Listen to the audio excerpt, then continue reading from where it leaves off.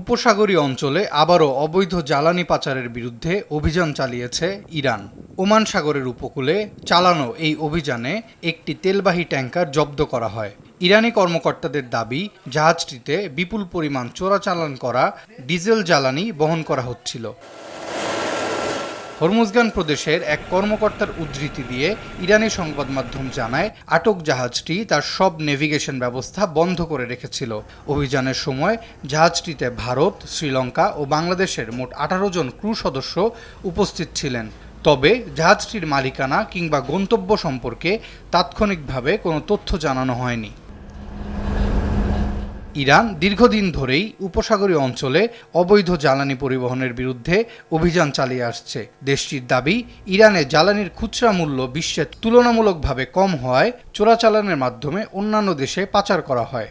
ফলে রাষ্ট্রীয় ক্ষতি রোধে নিয়মিতভাবে এই ধরনের জাহাজ জব্দ করা হচ্ছে।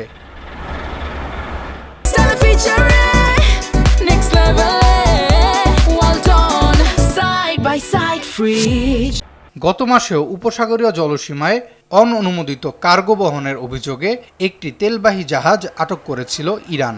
সে সময় দেশটি স্পষ্ট করে জানায়, এটি কোনো দেশের বিরুদ্ধে প্রতিশোধমূলক পদক্ষেপ নয়।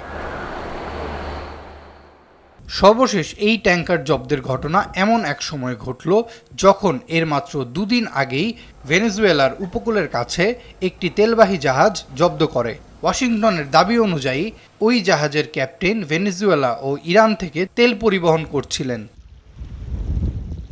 উল্লেখ্য, যুক্তরাষ্ট্র 2022 সালে ভেনেজুয়েলার উপর নিষেধাজ্ঞা আরোপ করে। মার্কিন ট্রেজারি বিভাগের অভিযোগ, ভেনেজুয়েলার সঙ্গে ইরানের Islamic revolutionary guard corps IRGC ও লেবানন ভিত্তিক সংগঠন হিজবুল্লাহর যোগাযোগ রয়েছে। এই প্রেক্ষাপটে ইরান ও যুক্তরাষ্ট্রের সাম্প্রতিক জাহাজ জব্দের ঘটনাগুলো নতুন করে আন্তর্জাতিক উত্তেজনার ইঙ্গিত দিচ্ছে বলে মনে করেন বিশ্লেষকরা।